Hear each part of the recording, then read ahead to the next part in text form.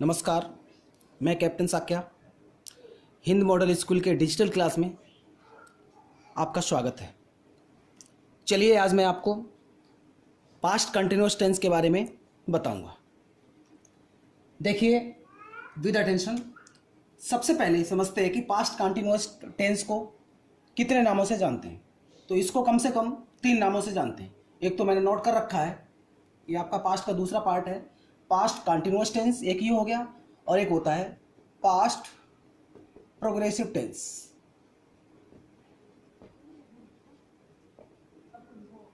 और तीसरा past imperfect tense के नाम से भी हम जानते हैं। चलिए सबसे पहले इसकी आइडेंटिफिकेशन समझते हैं। आइडेंटिफिकेशन क्या होती है, मीन्स पहचान क्या होती है। तो जिस वाक्य के अंत में रहा था, रही थी, रहे थे आदि शब्द आए, वो सेंटेंस हमारा पास्ट कंटिन्यूअस टेंस का कहलाता है। कहने का मतलब भूतकाल में जिस टेंस के वाक्य में काम का जारी रहना पाया जाता है, वो सेंटेंस हमारा पास्ट कंटिन्यूअस टेंस का होता है। फॉर्मेशन के अकॉर्डिंग हम समझते हैं। अब सबसे पहले आपको सब्जेक्ट लगाना है अफर्मेटिव सेंटेंस में, उसके बाद में बोझ वर्ब अकॉर्डिंग टू सब्जेक्ट, उसके बाद में वर्ब की आईएनजी लगनी ही लगनी है। जहाँ पर काम चल रहा होता है, जहाँ पर कंटिन्यूटी दिखाई देती है, वहाँ पर आपको आईएनजी तो लगानी ही लगानी है। फिर ऑब्जेक्ट आएगा और अदर है तो अदर आ जाएगा, इस तरह से। अब देखते हैं सेंटेंस। रेखा अपना भोजन खा रही थी। तो देखिए रेखा सब्जेक्ट सिंगुलर है, इसलिए यहाँ पे बोझ आया है। वर्ब में आईएनजी आई है, और अपने के लिए आपको पता रेखा को सी मानेंगे तो हर आ जाएगा, इस तरह से लास्ट में फूड।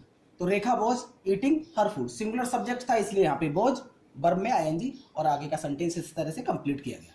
अगला, बगुले मछली पकड़ रहे थे। कहने का मतलब ये है, यदि सब्जेक्ट आपका प्लूरल है तो आपको प्लूरल वर्ब वर लगानी है। तो यहाँ पर बगुले को इंग्लिश में कहते हैं हेरन्स।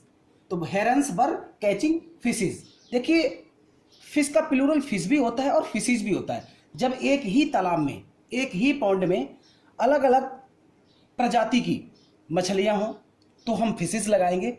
अदरवाइज यदि एक ही जाति की हैं तो हमें फिश लगाना होता है। कहने का मतलब फिश प्लूरल भी होता है और सिंगुलर भी होता है। चलिए अब देखते हैं तीसरा सेंटेंस। तीसरा सेंटेंस है, मैं तुम्हें पढ़ा रहा था। तो देखो आई के साथ पास्ट कंटिन्यूअस में पर्टिकुलर बोझ का यूज होता है, मतलब कि बोझ हेल्पिंग वर्ब का यूज होगा। I was teaching to you. Sentence इस तरीके से हमारा कंप्लीट हुआ। देखिए अभी मैंने आपको सिंगुलर सब्जेक्ट के बारे में बताया, प्लूरल सब्जेक्ट के बारे में बताया, स्पेशली आई सब्जेक्ट होने पर जो बोझ लगता है उसके बारे में आपको बताया। इस तरीके से हमारे तीनों सेंटेंस कंप्लीट हुए। नेक्स्ट देखते हैं 1 to 6। मोनिका खीर पका रही थी। 1 to 6 मैंने हर टेंस के सेंटेंस में आपको बताने की कोशिश की है और आपने समझा भी है। तो देखिए उसी तरीके से ये रहेगा फॉर्मेशन। मोनिका खीर पका रही थी, Monica was cooking milk pudding. अगला निगेटिव है तो अफर्मेटिव निगेटिव में बोझ के बाद नोट लग जाएगा, सिंगुलर सब्जेक्ट है इसलिए। Monica was not cooking milk pudding, दूसरा सेंटेंस हमारा हो गया। तीसरा है, आपको पता है क्या मोनिका खीर पका रही थी, तो क्या के लिए सबसे पहले आपको बोझ लगानी है टेंस के अकॉर्डिंग, सब्जेक्ट के अकॉर्डिंग। तो was Monica cooking milk pudding question mark. फिर इसका इंटरोगेटिव नेगेटिव वही सब्जेक्ट के बाद आपको नोट लगाना है, was Monica not cooking milk pudding. अगला, जब प्रश्नवाचक शब्द वाक्य के बीच में जाता, मोनिका खीर कहाँ पका रही थी, तो हमने वेयर लगाया, where was Monica cooking milk pudding. जब इसका इंटरोगेटिव नेगेटिव करेंगे तो where was Monica not cooking milk pudding. इस तरीके से 1 to 6 सेंटेंस कंप्लीट हुए। आशा करता हूँ बिल्कुल आपके आ रहे होंगे माइंड में। चलिए अब हु के साथ देखते हैं कि हु के साथ पास्ट कंटिन्यूअस में किस तरीके से सेंटेंस की बनावट होती है। तो देखिए सबसे पहले आपका फॉर्मेशन हु है, उसके बाद बोझ वर्ब में से एक आएगा। वर्ब हु के अनुसार बताऊंगा आगे। वर्ब की आईएनजी फॉर्म रहेगी और ऑब्जेक्ट और अदर प्लस क्वेश्चन मार्क बहुत ज़्यादा अर्जेंट होता है, ज़रूरी होता है यदि आपका सेंटेंस इंटरोगेटिव है तो। सचिन को कौन पीट रहा था। यदि सेंटेंस में एक बार कौन है तो हु के साथ बोझ लगेगा। तो who was beating to Sachin, sentence complete. जब यदि हमारा हु के साथ नेगेटिव बनाना है तो इसकी हिंदी हो जाएगी, सचिन को कौन नहीं पीट रहा था, तो who was not beating to Sachin. कहने का मतलब हु वाले सेंटेंस में हम सिर्फ 2 ही सेंटेंस बना सकते हैं, हु के साथ अफर्मेटिव टाइप का और नेगेटिव टाइप का। अगला देखिए, नीलम को कौन कौन पढ़ा रहा था। अब चूंकि यहां पर डबल कौन कौन है, जब डबल कौन कौन आ जाता है तब हमें हु के साथ प्लूरल वर्ब का यूज करना होता है। तो देखिए who were teaching to Neelam, negative who were not teaching to Neelam. कहने का मतलब जब कौन कौन लग जाता है तो इस तरह से पता लगता है कि भाई पता नहीं कौन कौन, बहुत सारे लोगों के बारे में ऐसा महसूस होता है। चलिए देखिए नौकर चारपाई पर बैठा हुआ था। कहने का मतलब ये, यहाँ पे मैंने सेंटेंस लिखा है नौकर चारपाई पर बैठा हुआ था। तो पास्ट कंटिन्यूअस सेंटेंस में, पास्ट प्रोग्रेसिव सेंटेंस में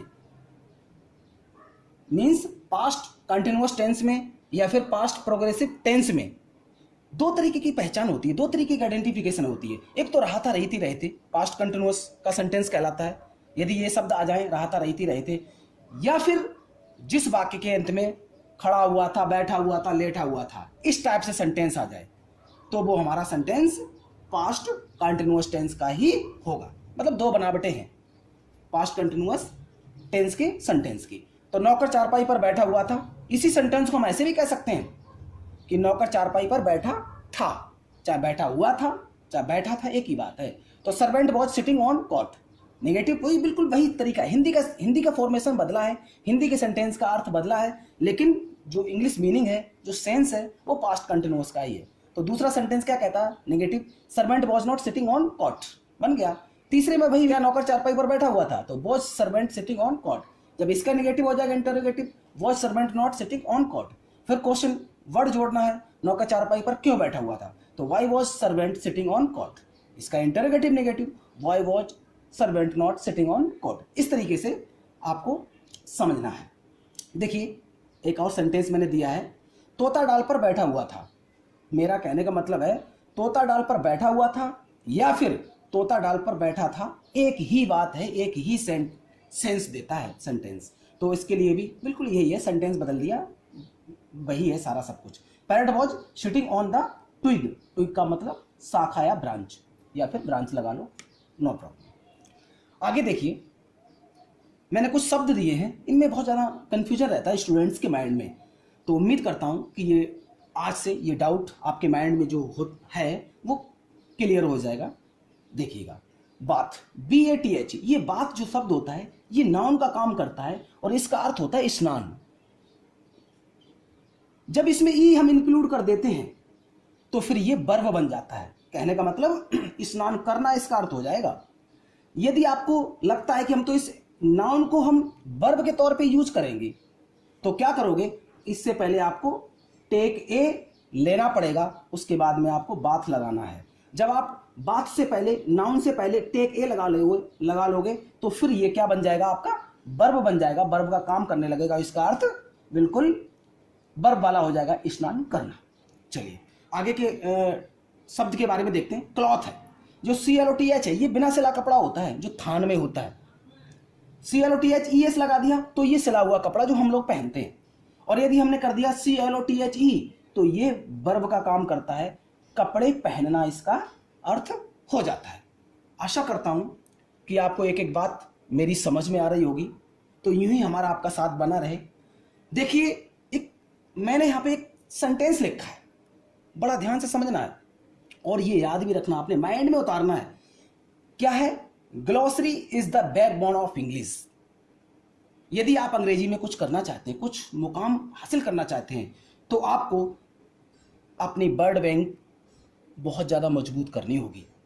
कहने का मतलब जो आपका वर्ड पावर है, वर्ड बैंक है, वही ये सेंटेंस उसी का सेंस देता है कि जो ग्लोसरी होती है वो अंग्रेजी की रीढ़ की हड्डी के समान होती है, रीढ़ की हड्डी होती है। जिस तरीके से यदि व्यक्ति में रीढ़ की हड्डी ना हो तो फिर व्यक्ति लचर पचर हो जाएगा, इट मीन्स वो किसी काम का नहीं। तो उसी तरीके से यदि आपका इंग्लिश में वर्ड बैंक कमजोर है, डिक्शनरी पावर आपकी स्ट्रांग नहीं है, तो आपके पास बहुत कुछ नहीं है। तो आप लोग इन सब चीज़ों पे ध्यान दीजिएगा, वर्ड बैंक का अपना इस तरह ना इस स्टैंडर्ड को बढ़ाते जाइएगा। Thank you.